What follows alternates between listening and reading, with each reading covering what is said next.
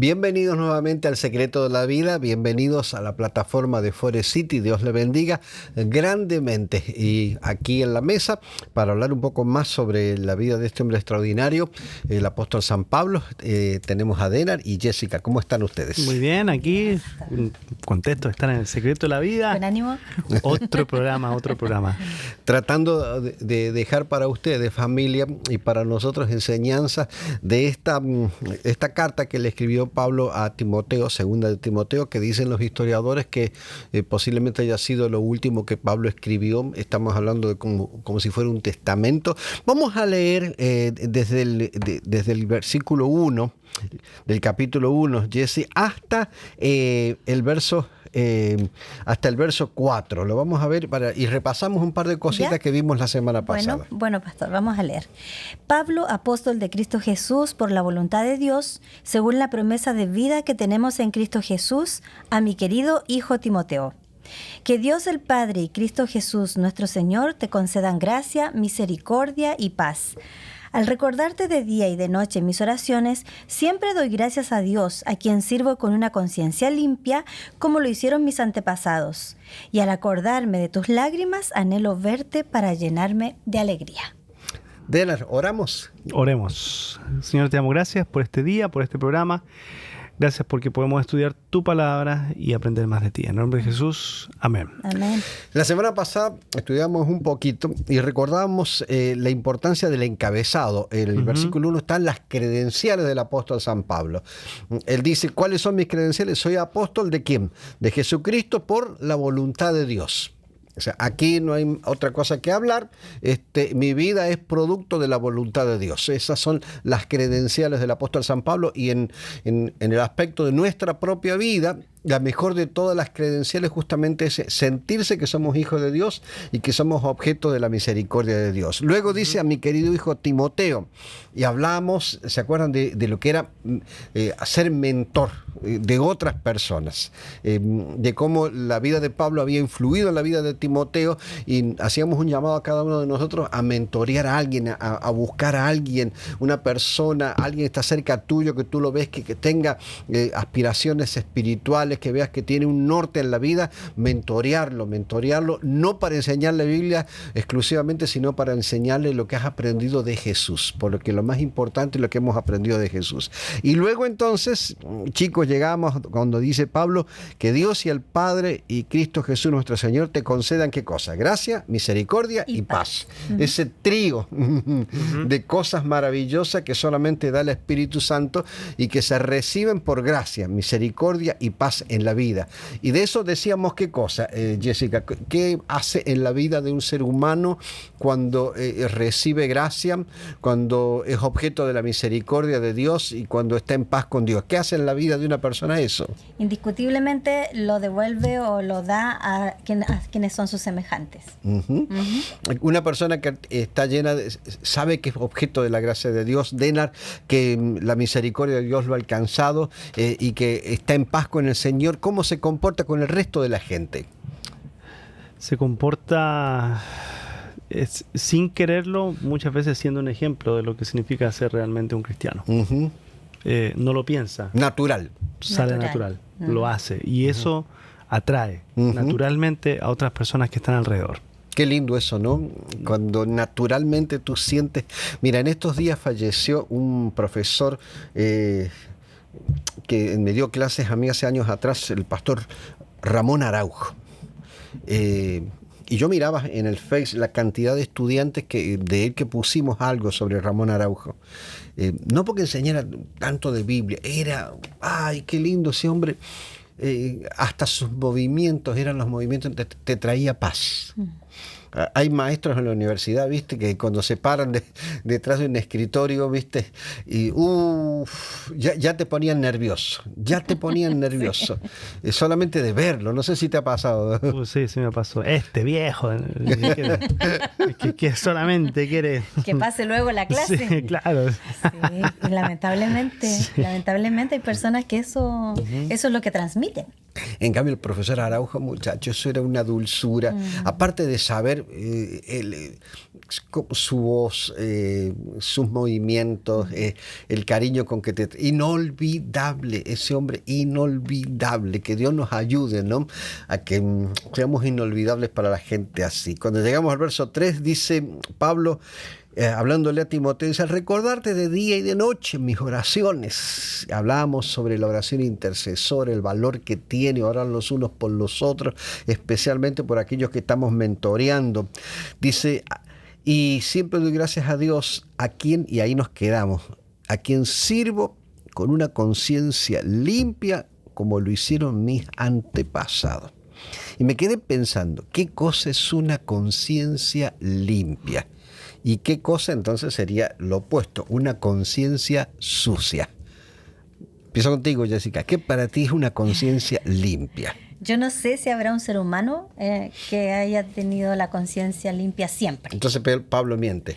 No, digo siempre. Ajá. Que siempre haya tenido una conciencia limpia, no creo. Uh-huh. Pero sí creo que Pablo experimentó cosas muy fuertes en su vida hacia con los demás. Por ejemplo, él perseguía a los cristianos, los encarcelaba, daba muerte a los cristianos. Entonces, ¿cómo estaría su conciencia después cuando conoció realmente al verdadero Dios, a Cristo en su vida? Pero como Cristo lo perdonó, él estaba totalmente convencido de eso y lo había aceptado y estaba agradecido de Dios por eso. Y ahora tenía una conciencia limpia. Ya no cargaba eso en su espalda, en su mente. Ya no lo cargaba. Interesante. Y por eso yo creo que él decía hoy, a estas alturas de su vida, tengo mi conciencia, sirvo a Dios con una conciencia limpia, dice él. ¿Qué tú piensas? ¿Y sus antepasados habrán tenido conciencia limpia? Buena pregunta, Denar. ¿Se referiría a sus padres? Se referiría a sus antepasados, a sus padres. ¿Sabes? Cuando yo leí esto, yo pensaba lo siguiente. Cuando una persona está en gracia, cuando una persona obtiene la misericordia de Dios, cuando una persona está en paz, para mí es una consecuencia lo que está escribiendo Pablo. Pablo dice, claro, sumándome a lo que tú dices, tengo una conciencia limpia. Es cierto que me he equivocado, pero era dentro de los parámetros del conocimiento que yo tenía. Y mis antepasados lo mismo. O sea, dentro del conocimiento que llegamos a tener, del entendimiento de Dios, actuamos con una conciencia limpia. Me equivoqué. Es más, los eruditos dicen que Pablo pasó solamente de una salvación por las obras a salvación por la fe. Después, eso fue el único brinco que dio Pablo. De pelear una vida de salvación por las obras a comenzar a entender que era salvación por fe en Jesucristo. O sea, eso es lo que yo entiendo, que Pablo tiene una conciencia limpia porque él entiende de que está en paz con el Señor. Si se equivocó, como muy bien dijiste, el Señor lo perdonó. Tiene su conciencia limpia. Y de hecho se siguió equivocando, pero ya ahora era diferente porque acudía a Cristo y él se sentía sin carga. ¿Y qué es una conciencia sucia entonces? ¿Qué se siente? ¿Qué será tener una conciencia sucia? Denme un ejemplo de alguien que tenga conciencia sucia. Creo que al tú darte cuenta que estás en el error, pero lo sigues haciendo o no pides perdón por eso. Y lo vas tapando, eso es tener una conciencia sucia. Porque en el error, muchos de nosotros podemos estar en el error, como Pablo, estaba en el error, pero no lo sabía. Claro. No tenía, o sea, estaba en tremendo, pero cuando Jesús le reveló, ahora sí él hubiera seguido haciendo lo mismo, hubiera obviado, no hubiera pedido perdón, allí habría tenido la conciencia sucia, porque se le reveló a él que él estaba equivocado. Pero antes, aunque estaba equivocado, no lo sabía, o sea, entonces no tenía cómo tener la conciencia sucia porque no tenía revelación de eso. Ahora nosotros muchas veces podemos estar equivocados, no nos damos cuenta también. Pero el Señor nos revela de algunas formas, de muchas formas, y nos damos cuenta nosotros que lo que estamos haciendo está mal. Y está mal, claramente está mal, y lo dejamos ahí, lo tapamos, nos miramos para otro lado, seguimos avanzando, y eso significa tener la conciencia sucia. Y el Espíritu dice que, la palabra dice que el Espíritu dice, ¿nos acusa o qué? o nos defiende. Eso dice la palabra. O sea, el Espíritu Santo te acusa en la conciencia. Hay veces que, por ejemplo, no podemos dormir de noche. Y te vienen cosas y te pones a pensar. Y no es que comiste de más, es el hecho de que el Espíritu Santo, yo siento que me está inquietando con algo, estimulando mi conciencia para que yo me dé cuenta de algo que está mal y que no está visto en mi mente. Es más, el ser humano tiene ese mecanismo que se llama el mecanismo de defensa, que es imprescindible que lo tengamos porque si no, una estima propia sería muy pobre. El mecanismo de defensa muchas veces disfraza los errores. Los disfraza, nos oculta los errores. Por eso no los admite. Por eso no los admite, justamente, por eso no los admite. Por eso el Espíritu Santo te molesta, me molesta, nos molesta y estimula la conciencia para que nos demos cuenta de que hay cosas que hay que resolver. Entonces, podríamos decir que Pablo, como muy bien dijiste al principio, Jesse, estaba en paz con Dios y estaba en una conciencia limpia, porque anteriormente a Jesús había actuado de acuerdo al conocimiento que tenía. Cuando conoce a Jesús, descubre cosas nuevas, y encuentra paz en el perdón del Señor Jesucristo y puede escribir, dice, sirvo con limpia conciencia. Sirvo con limpia conciencia. Dice, y al acordarme de tus lágrimas, anhelo verte para llenarme de... Una dicotomía ahí de cómo las lágrimas le producen alegría. ¿Cómo le va a ayudar a...? Le da alegría verlo llorar. Era un poco melancólico Timoteo, puede ser. O no sé, era más sensible. Porque dice Timoteo, al acordarme de tus lágrimas, anhelo verte para llenarme de alegría. Ay, no sé, para consolarte, Timoteo, para estar contigo, para ver tu sensibilidad, me gusta. Por eso me alegro. ¿Hay lágrimas buenas y lágrimas malas, Denar? Sí, claro. Dime ejemplo de lágrimas buenas. Lágrimas buenas. A ver, una lágrima buena. Yo lloro todos los sábados cuando canto. Y todos lloramos con Denar. Son lágrimas buenas, porque uno entrega las cosas y uno se abre a recibir el Espíritu muchas veces, y hay lágrimas de alegría. O sea, y hemos tenido cuando uno se ríe igual mucho, uno llega a llorar de la risa. Y nos ha pasado. Y entonces, esas son lágrimas buenas. Yo creo que hay lágrimas de alegría también. Y de adoración también, de alegría. Recuérdame alguna lágrima buena, Jessica, alguna lágrima buena. ¿Que yo haya pasado? Sí. ¿Hayas vivido una lágrima buena? Una lágrima buena. ¿Lloraste cuando te casaste? Llorar de alegría, sí, lloré. ¿Lloraste cuando te casaste? Sí. Es buena lágrima. Sí, lloré. ¿Estabas feliz? Estaba muy feliz. Es una lágrima buena. Esta semana, el domingo fue el cumpleañero de la nena de Jennifer, de Alondra, y ella me mostró los videitos ahora, y en un momento determinado veo que la nena llora, ¿no? Y ella me dice, mira, llora. Le digo, ¿son lágrimas buenas? Ahí lo abrazó a su papá, allí en el vals, y lo abrazó a su papá y lloró. Y digo, esas son lágrimas buenas.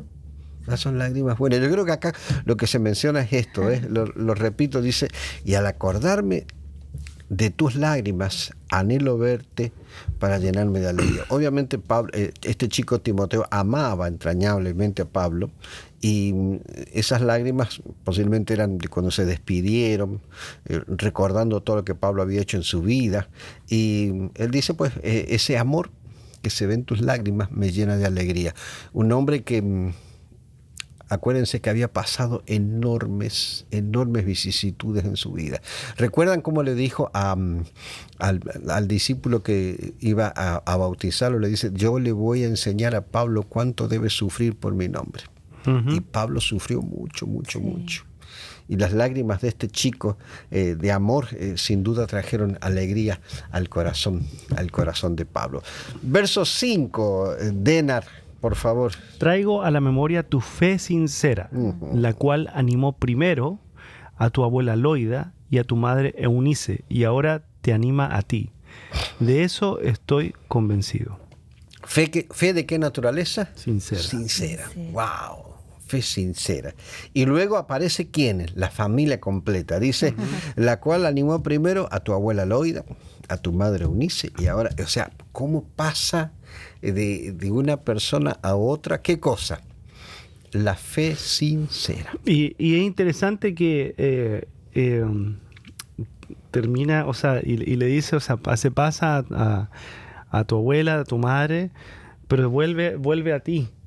Sí. Porque dice, esa fe sincera, o sea, que tenías cuando estábamos juntos, que yo vi, todo eso, ahora te va a animar a ti de vuelta.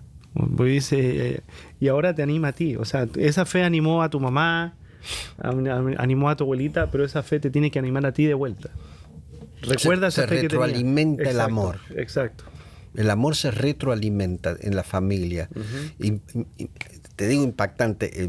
No puedo menos que volver a recordar esta reunión que tuvimos en estos días pasados con los hermanos de Sucia aquí y ver cómo a través del tiempo el amor de sus padres por Jesús ha trasuntado en la familia. Y no por el hecho de que estén en la iglesia, fíjate, no es ese el punto. No es el punto de que estén en una iglesia visitando o que trabajen en algo para la iglesia. Es verlos intentando ser buenas personas, ¿no? Intentando amar. Y eso para mí es superlativo. Es superlativo. Y eso es producto de ¿qué? De ese tipo de relación familiar. O sea que si nosotros somos cristianos, ¿qué deberíamos cultivar en el hogar? El amor. El amor.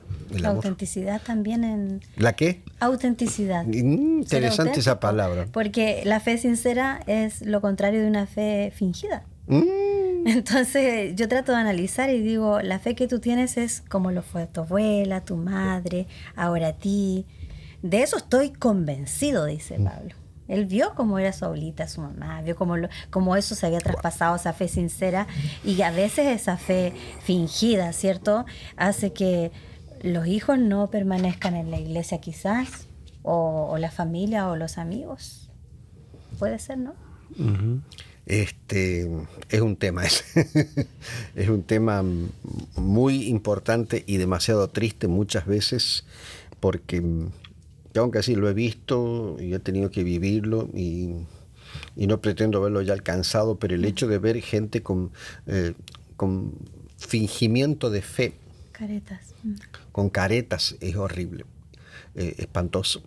Y eso, así como se ve como la familia de Timoteo, y él era bendecido por la relación de amor que había entre su madre, la abuela y toda su familia, también he visto, y sin duda usted que nos ve ahora habrá visto cómo cuando la fe cristiana es nada más que un fingimiento, perjudica a las familias, perjudica a la gente. En estos días hablábamos con alguien. En estos días hablábamos con alguien, sin nombres y apellidos, de gente muy conocida, predicadores del Evangelio, y cómo terminan familias que le servían al Señor odiándose, pero literalmente odiándose. Wow. Y me hicieron acordar de eso y digo, bendito sea el nombre de Dios que nos libre de todo, todo eso. Una de las cosas, si es que no es la cosa que más aborrece Dios, y que Jesús lo dijo, son los hipócritas. Porque los que están perdidos no saben que están perdidos. Pero los que saben, los que conocen, y así todo, tienen una careta, que eso es lo que hace el hipócrita. La otra vez lo estudiamos, de ponerse una careta y demostrar a alguien que no es. Y tener una fe fingida, una fe falsa, una fe solamente de apariencia, para vivir una vida de apariencia y hacer cualquier otra cosa. Eso es lo que más aborrece Dios. Sí. Produce un perjuicio enorme al nombre de Jesucristo, esa fe fingida. Tremendo tema. Ya lo hemos tratado anteriormente, no quiero ser reiterativo con respecto a esto. Pero la fe de Timoteo era sincera. La fe de Timoteo era sincera. Él lo remarcó, lo recalcó. Porque aquí, viene de una fe, viene de familia sencilla que ama. Y lo dice, claro. Viene de eso. Y eso animaba también a Pablo. Claro. O sea, animaba en el ministerio de él, o sea, y estando ahí, en la situación que él está ahora ahí, lo animaba a Pablo también. Y lo animaba a Timoteo de vuelta también, esa misma fe de él. O sea, impactaba, trascendía. La fe sincera trasciende, impacta vida. La mejor manera de predicar es tener una fe sincera, mostrar cómo es Jesús en nuestra vida, cómo actuaba Jesús. Pero si tenemos una vida hipócrita, también va a impactar negativamente a quienes nos rodean, a quienes nos vean, en primer lugar a nuestra familia y después a quienes ya están alrededor nuestro. Y hay que entender también el hecho de que quizás la persona no está actuando hipócritamente a propósito, es que no se da cuenta. Por eso hay que evaluarse espiritualmente. Si tu vida está afectando negativamente a la gente que está al lado, entonces es obvio que tengo un problema. Yo me acuerdo, tenía una chica que era enfermera en una iglesia y estaba constantemente cambiando de hospitales. Me acuerdo, venía uno y decía, ay, por fin, pastor, conseguí en este hospital, todo el mundo me quiere, esto es formidable, acá me voy a quedar toda mi vida. 4 o 5 meses después me estoy yendo de ese hospital, son todos unos hipócritas, unos caripelados, que esto y que el otro. Y así 3 o 4 hospitales hasta que ya no tenía donde trabajar, donde estábamos viviendo. Ya lo habían hecho. ¿Quién era el problema? ¿Los empleados o era ella? Obviamente que era ella el problema. Y es una realidad. Yo tengo que evaluarme a mí mismo con esa sinceridad, decirle, Señor, si estoy teniendo problemas con la gente que está a mi lado, si estoy teniendo problemas con mi familia, con mis hijos, con la gente, el problema no está en los demás, está en mí. Tengo que darme cuenta de eso. Porque vamos a dejarlo ahí. Es que está muy claro, pastor. Sí. Nada más. No, pues capaz que digo algo que se me escapa después y yo tengo, entonces mejor. Seguimos leyendo. Dice, verso 6, dice, por eso te recomiendo que avives la llama del don de Dios que recibiste cuando te impuse las manos. Pues Dios no nos ha dado un espíritu de timidez, sino de poder y de amor y dominio propio. Y me quedé pensando cuando dice que avives la llama del don de Dios que recibiste cuando te impuse las manos. Y me preguntaba, ¿cómo yo avivo? O sea, es un ejemplo sencillo, ¿no? Un fueguito. La gente que vive aquí en Estados Unidos prácticamente no sabe mucho al respecto de eso, pero los que nos criamos en el campo sabemos lo que es prender un fueguito. Y más si la leña está mojada, ¿no? Y echarle hasta que prende un poquito y al ratito, si la leña está mojada, se empieza a apagar de vuelta. Entonces tú vienes y le echas más aire de vuelta hasta que se aviva el fuego. Quiere decir, si esto es así, quiere decir que mucho depende de nosotros, la llama del Evangelio, de lo que nosotros hacemos o no. ¿Expliqué la pregunta? Repítela. La repito. El Señor siembra en Denan Almonte y en Jessica la llama del Evangelio, como dice Pablo que la sembró en Timoteo. Entonces, ¿de quién dependa que esa llama se mantenga ardiendo y que cada vez se convierta en 1 gramo más? De nosotros. ¿De nosotros? A ver. Dice, te recomiendo que avives, que tú, Timoteo, avives la llama de Dios que recibiste, o sea, se recibe. Nosotros la tenemos, pero ¿cómo la mantenemos? ¿Cómo se aviva esa llama? ¿Cómo se aviva esa llama? La única hay forma... Hay que estudiar la Biblia. Sí, o sea, la única forma... ¿Cómo hay que ver, cuando tú tienes un fuego, ¿cómo mantienes el fuego? ¿Qué necesitas para mantener el fuego? La llama. ¿Qué le necesitas para mantenerla viva? Que pues, si no se empieza a apagar. Entonces hay que ver qué es eso. Y después él nombra, Dios nos dio un espíritu, no nos dio un espíritu de timidez, sino un espíritu de poder, de amor, de dominio propio. ¿Cómo avivo la llama? Yo creo que con los pensamientos. A ver. Cuando él estaba diciéndole esto, escribiéndole a Timoteo, primero le escribió lo que había pasado con su fe sincera. Y después le agrega, por eso, por lo que te acabo de decir, te recomiendo que avives. O sea, recuerda que tus pensamientos sean aquellos. Que hay una fe sincera que tú aprendiste, que lo sabes, y que en eso pienses. En eso bueno, en eso que te sucedió. En eso mantengas tu pensamiento y esa llama va a seguir así porque recibiste ese don. Y recuerda eso y ahora sigue adelante. O sea, que nada te desvíe, que ningún pensamiento negativo, ningún desánimo, ninguna depresión caiga sobre ti. No permitas. Entonces, yo creo que el poder de los pensamientos es bien grande, también permanecer en el recuerdo de que Dios nos ha escogido. Yo lo veo de esa manera. Interesante, porque fíjate, aquí hay como un punto de inflexión. Alguien puede decir, bueno, recibió el don, recibió el ministerio, le corresponde avivar la llama que se prendió en él. ¿Cómo la avivas? Pues asiste a la iglesia, lo cual no es malo, estudia la Biblia, lo cual no es malo, canta himnos, lo cual no es malo, mejora tu dieta, lo cual no es malo, analiza tu conducta, lo cual no es malo, pero me pongo a pensar de qué forma todas esas cosas que acabo de mencionar, en lugar de avivar la llama, la pueden apagar. Escuche lo que trato de dejarle. Usted me dice, bueno, la llama está prendida. ¿Qué tengo que hacer yo? Bueno, orar mucho. ¿De qué manera orar puede apagar la llama? Bueno, puede llegar a apagar la llama si en la medida en que yo oro, no me doy cuenta de que necesito mejorar mi vida. Necesito cambiar mi conducta, puedo apagar la llama. Y si yo digo, bueno, pero cambiando mi conducta apago la llama, hago que la llama se fortalezca, pero cada vez la conducta se me revela que es peor. Entonces me doy cuenta de que en lugar de prender la llama, la apago, porque me voy desanimando. Yo creo, ¿quién es la llama? Creo que ¿Quién es la llama? Estar en Cristo. ¿Estar en quién? Espíritu. Estar en Cristo. Sí, estar en Cristo. Él es el fuego consumidor. Yo creo que la llama no se puede, y es mi pensamiento, puedo estar equivocado, la llama del Evangelio, la única forma que se mantiene y se aviva es estar al lado de Cristo. Es estar al lado de Cristo. Él es el que aviva la llama.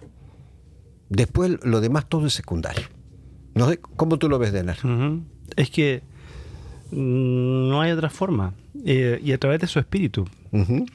Porque su espíritu es el que a nosotros nos muestra todo. Nos habla, nos guía. Pero si no le damos el espacio al espíritu en nuestra vida, esa llama se empieza a apagar. No hay cómo seguir haciéndola crecer si no tenemos el espíritu, o sea, si no estamos diariamente buscando las cosas de Dios. Y por eso que dice, Dios no nos dio un espíritu de timidez, porque nosotros somos tímidos en el Evangelio. O sea, naturalmente. Capaz que eso está relacionado cuando Pablo dice, ya no vivo yo, sino Cristo vive en mí. Y Él hace en mí. Él no es tímido en decir eso. Claro. Pablo dice, sean imitadores de mí como yo soy de Cristo. Para nada tímido. Para nada tímido. Dice, o sea, es de poder, de amor y de dominio propio. O sea, ninguna de esas cosas nosotros la tenemos. Nada. No tenemos nada de eso. Entonces, si no tenemos el Espíritu en nuestra vida, si el Espíritu no nos vamos llenando día tras día del Espíritu, seremos tímidos, no tendremos poder, no tendríamos amor y menos dominio propio. Y ahí la llama se va apagando cada vez más. Y ya no vivo yo, dice Pablo, sino Cristo vive en mí. O sea, la llama ya vivía en él. Cuando la llama vive en ti, no se puede apagar. No se puede apagar. La llama vive en ti. Queridos, se nos fue el tiempo. Bueno, los dejamos con este pensamiento. Mañana, tarde y noche, busquemos esa relación con Jesús. Él es la llama que consume todas las cosas. Malos pensamientos, malas ideas, el pecado que mora en nosotros es consumido por esa llama de la misericordia y del amor de Dios. En la medida en que eso ocurre en su vida y ocurre en la mía, nosotros nos convertimos de gran bendición para la gente que está a nuestro lado. Pablo le decía que el Señor no nos ha dado, ¿qué cosa? Un espíritu de timidez, nos ha dado un espíritu de poder, de amor y de dominio propio. Eso significa que en la medida en que estamos cerca de Jesús, el fuego consumidor, no hay nada que nosotros no podamos lograr en el nombre del Señor Jesucristo. Dios los bendiga, que pasen un excelente día y Denas, nos diriges en oración, Seguro, por favor. seguro, vamos a orar. Gracias, Señor, te damos por esta oportunidad que tuvimos de conversar, de estudiar más de ti, de aprender más de tu amor y de poder siempre saber de que tú quieres nuestra felicidad, quieres que estemos cerca de ti porque quieres que seamos felices. Bendícenos el resto de este día a cada uno de los que está conectados. En nombre de Jesús. Amén. Amén. Chao, nos vemos.